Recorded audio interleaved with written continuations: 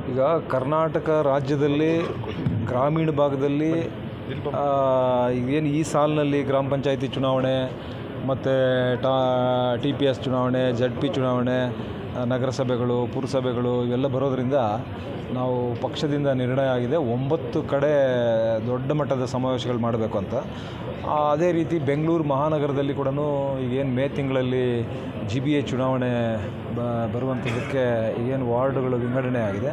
ಹಾಗಾಗಿ ಬೆಂಗಳೂರಿನಲ್ಲಿ ಕೂಡ ಒಂದು ಸಮಾವೇಶ ಮಾಡಬೇಕು ಅಂತೇಳಿ ಕೋಮಘಟ್ಟದಲ್ಲಿ ನೈಸ್ ರೋಡಲ್ಲಿ ಅಲ್ಲಿ ತೀರ್ಮಾನ ಮಾಡಿದ್ದೀವಿ. 11ನೇ ತಾರೀಕು ಅಲ್ಲಿ ಕೂಡ ಒಂದು ದೊಡ್ಡ 1 ಲಕ್ಷಕ್ಕಿಂತ ಹೆಚ್ಚು ಜನ ಸೇರಿ ಸಮಾವೇಶ ಮಾಡಬೇಕು ಅನ್ನುವಂಥದ್ದನ್ನು, ಅಂದರೆ ಈ ಸಾಲಿನಲ್ಲಿ ಬರ್ತಕ್ಕಂಥ ಎಲ್ಲ ಚುನಾವಣೆಗಳು ಕೂಡ ಕಾರ್ಯಕರ್ತರಿಗೆ ಅನ್ನುವಂಥದ್ರಿಂದ ನಾವು ಸ್ವಲ್ಪ ಹೆಚ್ಚು ದೊಡ್ಡ ಮಟ್ಟದಲ್ಲಿ ಸಂಘಟನೆ ಆಗಿ ಎಲ್ಲೆಲ್ಲಿ ಎಷ್ಟು ಸಾಧ್ಯ ಆಗುತ್ತೋ ಅಷ್ಟು ಅಕಾಮಿಡೇಟ್ ಮಾಡಬೇಕು ನಮ್ಮ ಕಾರ್ಯಕರ್ತರಿಗೆ ಅಂತ ತೀರ್ಮಾನ ಮಾಡಿ ಮಾಡ್ತಾಯಿದ್ದೀವಿ. ಈಗ ಪೂರ್ವ ಪಾಲಿಕೆಯಲ್ಲಿ 50 ವಾರ್ಡ್ ಇಲ್ಲ ಸರ್, ಅಂದಾಜು JDS ಅವರು ಎಷ್ಟು ವಾರ್ಡ್ ಗೆಲ್ತಾರೆ ಎಲ್ಲಿ ಅಭ್ಯರ್ಥಿ? ಅಲ್ಲ, ಇಲ್ಲಿ ಮಹದೇವಪುರದಲ್ಲಿ 24 ಇದೆ, 50 ಅಲ್ಲ ಇಲ್ಲಿ 27 ಇದೆ. ಸೊ ಒಟ್ಟು 50 ಚಿಲ್ಲರೆ ಇದೆ. ಆದರೆ ಈಗ ನಾವು ಅದನ್ನೇ ಹೇಳಿದ್ದೀವಿ, ನೀವು ಎಲ್ಲಿ ನಮ್ಮ ಶಕ್ತಿ ಎಲ್ಲಿದೆ, ನಾವು ಎಲ್ಲ ಕಡೆಯೂ ಅಲಯನ್ಸ್ ಇದೆ ಅಂತೇಳಿ ಇಲ್ಲಿ ಬೇಕು ಅಲ್ಲಿ ಬೇಕು ಅಂತ ಕೇಳೋಕ್ಕಾಗೋದಿಲ್ಲ. ಎಲ್ಲಿ ನಮ್ಮ ಶಕ್ತಿ ಇದೆ ಆ ಶಕ್ತಿ ಬರುವಂಥದ್ದಕ್ಕೆ ಈಗ ನಮ್ಮ ಪಕ್ಷದ ಕಾರ್ಯಕ್ರಮಗಳು ಏನು ಹಲವಾರು ವರ್ಷಗಳಿಂದ ನಾವು ಮಾಡಿದ್ದೀವಿ, ಅವೆಲ್ಲ ಒಂದು ಕರಪತ್ರಗಳ ಮೂಲಕ ಮನೆ ಮನೆಗೂ ಕೂಡ ನಾವು ತಲುಪಿಸಬೇಕು ಅನ್ನುವಂಥದ್ದನ್ನೇ ಹೇಳಿದ್ದೀವಿ. ಎಲ್ಲಿ ನಮ್ಮ ಶಕ್ತಿ ಇದೆ ಎಷ್ಟಿದೆ ಅನ್ನುವಂಥ ನೋಡ್ಕೊಂಡು ಕೇಳ್ತೀವಿ. ಕೋರ್ ಕಮಿಟಿ ಅಧ್ಯಕ್ಷರು ನಮ್ಮ ಪೂರ್ವ ಭಾಗದವರೇ ಆಗಿರೋದು ಎಲ್ಲ ಒಂದು ಕಡೆ JDSಗೆ ಪ್ಲಸ್ ಆಗ್ಬೋದು.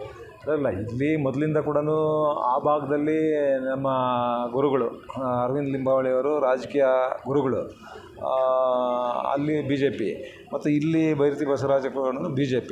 ಅದರ ಮಧ್ಯದಲ್ಲಿ ನಮ್ಮದೇ ಇಂಡಿವಿಜುವಲ್ ಆದಂಥ ಶಕ್ತಿಯನ್ನು ಬೆಳೆಸ್ಕೊಬೇಕು ಅನ್ನುವಂಥದ್ದು ಸಲಹೆಗಳನ್ನು, ಸೂಚನೆಗಳನ್ನು ನಮ್ಮ ಮುಖಂಡರಿಗೆ, ಕಾರ್ಯಕರ್ತರಿಗೆ ನಾವು ಕೊಡ್ತಾಯಿದ್ದೀವಿ.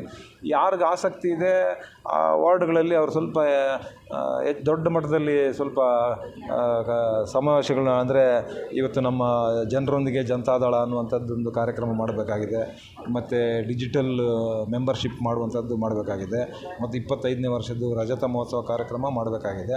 ಈ ರೀತಿ ಕಾರ್ಯಕ್ರಮಗಳನ್ನು ಮಾಡಿಕೊಂಡು ಸ್ವಲ್ಪ ದೊಡ್ಡ ಪ್ರಮಾಣದ ಒಂದು ಶಕ್ತಿಯನ್ನು ಬೆಳೆಸ್ಕೊಂಡ್ರೆ ಅಂಥ ವಾರ್ಡ್ಗಳನ್ನು ನಾವು BJP ನಾಯಕರ ಹತ್ರ ಇಂಥದ್ದು ಬಿಟ್ಕೊಡ್ಬೇಕು ನಮಗೆ ಅಂತ ಕೇಳ್ತೀವಿ. ನಾವು ನಮಗೆ ಕೆಲಸ ಇಲ್ದಿರ ಮಾಡಿದಿರ ಸುಮ್ಮನೆ ಕೊಡಿ ಅಂದರೆ ಆಗೋದಿಲ್ಲ. ಅದಕ್ಕೆ ನಾವು ಈ ಒಂದು ದೊಡ್ಡ ಪ್ರದರ್ಶನ ಇವತ್ತು ಈ ಬೆಂಗಳೂರು ಮಹಾನಗರದಲ್ಲಿ ನಡೆಯುವಂಥ ಚುನಾವಣೆಗಳಲ್ಲಿ ಯಶಸ್ಸಾಗಬೇಕು ಅಂತೇಳಿ 1 ಲಕ್ಷಕ್ಕಿಂತ ಹೆಚ್ಚು ಜನ ಸೇರಿ ಸಮಾವೇಶ ಮಾಡ್ತಾಯಿರ್ತಾರೆ.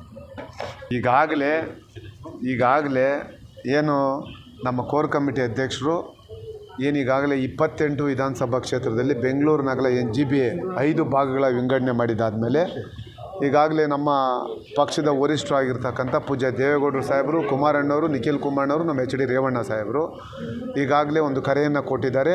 ಬೆಂಗಳೂರು ನಗರದಲ್ಲಿ 1 ಲಕ್ಷಕ್ಕೂ ಹೆಚ್ಚು ಜನರನ್ನು ಸೇರಿಸಿ ಒಂದು ಸಭೆಯನ್ನು ಮಾಡಬೇಕು ಅಂತೇಳಿ.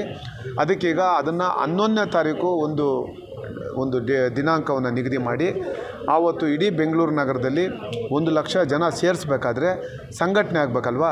ಅದಕ್ಕೋಸ್ಕರ 28 ವಿಧಾನಸಭಾ ಕ್ಷೇತ್ರದಲ್ಲಿ ಪ್ರತಿದಿನ 3 ಸಭೆ ಮಾಡಿದ್ದೀವಿ ನಾವು, ಪೂರ್ವಭಾವಿ ಸಭೆಗಳು. ಈಗಾಗಲೇ ದಾಸರಳ್ಳಿ, ಯಶವಂತಪುರ ಎಲ್ಲ ಭಾಗದಲ್ಲೂ ಪ್ರತಿಯೊಂದು ವಿಧಾನಸಭೆ, ಹೆಬ್ಬಾಳ, ನಮ್ಮ ಯಲಹಂಕ, ದೊಡ್ಡಬಳ್ಳಾಪುರ, ಯಲಹಂಕ, ನಮ್ಮ ಬ್ಯಾಟರಾಯನಪುರ, ಮತ್ತು ಸರ್ವಜ್ಞ ನಗರ, ಪುಲಕೇಶಿ ನಗರ, ಶಾಂತಿನಗರ, ಜಯನಗರ, ಮಾದೇಪುರ, ಈ ರೀತಿ ಸಾಕಷ್ಟು ಸಭೆಗಳನ್ನು ನಾವು ಮಾಡಿದ್ದೀವಿ. ಉದ್ದೇಶ ಇಷ್ಟೇ, ಪೂರ್ವಭಾವಿ ಸಭೆಗಳು ಮಾಡ್ತಾ ಇರ್ತಕ್ಕಂಥದ್ದು ಬೆಂಗಳೂರು ನಗರದಲ್ಲೂ ಸಹ JDSನ ಗಟ್ಟಿಗೊಳಿಸಬೇಕು. ಆ ನಿಟ್ಟಿನಲ್ಲಿ ಎಲ್ಲ ನಮ್ಮ ಪಕ್ಷದ 28 ವಿಧಾನಸಭಾ ಕ್ಷೇತ್ರದ ಅಧ್ಯಕ್ಷರು, ಪದಾಧಿಕಾರಿಗಳು, ನಮ್ಮ ಮಹಿಳಾ ಮುಖಂಡರುಗಳು ಎಲ್ಲರೂ ಸಹ ಭಾಳ ನಿಷ್ಠೆಯಿಂದ ಪ್ರಾಮಾಣಿಕವಾಗಿ ಕೆಲಸ ಮಾಡ್ತಾಯಿದ್ದಾರೆ. ಏನು ಮುಂದೆ ಬರ್ತಕ್ಕಂಥ ಚುನಾವಣೆ ದೃಷ್ಟಿಯಿಂದ ಇವಾಗೇನು ನಾವೇನು ಸಭೆಯನ್ನು ಮಾಡ್ತಾಯಿದ್ದೀರಿ, ಅದೇ ರೀತಿ ಆ ಸಭೆಯೂ ಯಶಸ್ವಿಯಾಗುತ್ತದೆ. ಮುಂದೆ ಬರ್ತಕ್ಕಂಥ ಚುನಾವಣೆಯಲ್ಲೂ ಸಹ ನಮ್ಮ ಪಕ್ಷದ ಅಭ್ಯರ್ಥಿಗಳು ಹೆಚ್ಚಿನ ಸಂಖ್ಯೆಯಲ್ಲಿ ಗೆದ್ದು ಬರ್ತಿರ್ತಕ್ಕಂಥ ವಿಶ್ವಾಸ ನಮಗಿದೆ. KRP ವಿಧಾನಸಭಾ ಕ್ಷೇತ್ರದಲ್ಲಿ ಈಗಾಗಲೇ ಏನು JDS ಪಕ್ಷಕ್ಕೆ ಸಂಘಟನೆ ವಿಚಾರದಲ್ಲಿ ಸಾಕಷ್ಟು ಕೆಲಸಗಳನ್ನು ನಾವು ಈಗಾಗಲೇ ಮಾಡ್ಕೊಂಡು ಬರ್ತಾಯಿದ್ದೀವಿ. ಅದರಲ್ಲಿ ಭಾಳ ಮುಖ್ಯವಾಗಿ ಇವತ್ತಿನ ದಿನ KRP ವಿಧಾನಸಭಾ ಕ್ಷೇತ್ರದಲ್ಲಿ ವಾರ್ಡ್ ಅಧ್ಯಕ್ಷಗಳ ಒಂದು ಆಯ್ಕೆಯನ್ನು ಏನು ಮಾಡ್ತಾಯಿದ್ದೀವಿ. ಈ ಒಂದು ವಿಚಾರದಲ್ಲಿ ಈಗಾಗಲೇ ಏನು ಒಂದು 15ರಿಂದ 16 ವಾರ್ಡು, ಈಗ ಏನು ಹಿಂದೆ 9 ವಾರ್ಡ್ ಇತ್ತು, ಈಗ ಅದು 27 ವಾರ್ಡ್ ಆಗಿದೆ.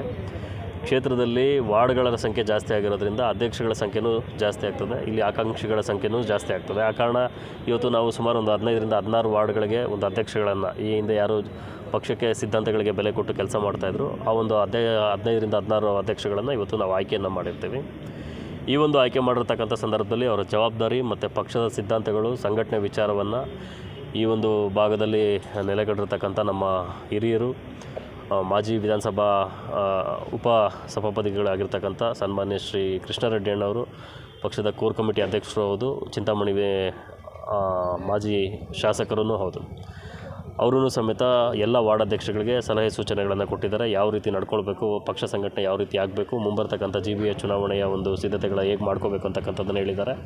ಅದೇ ರೀತಿ ಬೆಂಗಳೂರು ಮಹಾನಗರದ ಅಧ್ಯಕ್ಷರಾಗಿರ್ತಕ್ಕಂಥ ಸನ್ಮಾನ್ಯ ಶ್ರೀ ರಮೇಶ್ ಗೌಡರು ಸಮೇತ ಈ ಒಂದು ಕಾರ್ಯಕ್ರಮಕ್ಕೆ ಆಗಮಿಸಿ ಎಲ್ಲ ವಾರ್ಡ್ಗಳಲ್ಲಿ ಅಧ್ಯಕ್ಷಗಳು ಯಾವ ರೀತಿ ಕೆಲಸ ಮಾಡ್ಕೊಂಡು ಹೋಗಬೇಕು, ಮುಂದೆ ಪಕ್ಷವನ್ನು ಹೇಗೆ ಬಲಪಡಿಸಬೇಕು ಅಂತಕ್ಕಂಥ ಒಂದು ಸಲಹೆ ಸೂಚನೆಗಳನ್ನು ಕೊಟ್ಟಿದ್ದಾರೆ.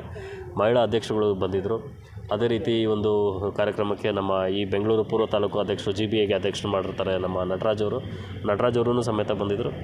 ಅದಾಗಿ ಸಮೇತ ಎಲ್ಲ ಈ ಭಾಗದಲ್ಲಿರ್ತಕ್ಕಂಥ ಎಲ್ಲ ಹಿರಿಯರು ಈ ಒಂದು ಪಕ್ಷದ ಕಟ್ಟಾಳುಗಳು ಏನಿದ್ದಾರೆ ಇವತ್ತಿನ ದಿನ ಕಾರ್ಯಕ್ರಮಕ್ಕೆ ಆಗಮಿಸಿ ಈ ಒಂದು ಕಾರ್ಯಕ್ರಮವನ್ನು ಯಶಸ್ವಿ ಮಾಡಿದ್ದಾರೆ. ಅದೇ ರೀತಿ 11ನೇ ತಾರೀಕು ಇವತ್ತಿನ ದಿನ ನಾವು ಬೆಂಗಳೂರಿನಲ್ಲಿ 1,00,000 ಜನ ಸೇರಿ ಇವತ್ತಿನ ದಿನ ಒಂದು ಬೃಹತ್ ಸಮಾವೇಶವನ್ನು ಮಾಡ್ತಾಯಿದ್ದೀವಿ. ಈ ಒಂದು ಸಮಾವೇಶಕ್ಕೆ ನಮ್ಮ KR ಪಂಪ್ ಕ್ಷೇತ್ರದಲ್ಲೂ ಸಮೇತ ಶಕ್ತಿ ತುಂಬತಕ್ಕಂಥ ಕೆಲಸಕ್ಕೆ ವಾರ್ಡ್ ಅಧ್ಯಕ್ಷಗಳಿಗೆ ಜವಾಬ್ದಾರಿಗಳನ್ನು ಕೊಟ್ಟಿದ್ದಾರೆ. ಅದನ್ನು ನಿರ್ವಹಿಸಬೇಕು ಅಂತಕ್ಕಂಥ ಒಂದು ಮನವಿಯನ್ನು ನಾನು ಎಲ್ಲ ವಾರ್ಡ್ ಅಧ್ಯಕ್ಷಗಳಿಗೆ ಈ ಸಂದರ್ಭದಲ್ಲಿ ಕೇಳ್ಕೊಳ್ತಿದ್ದೇನೆ.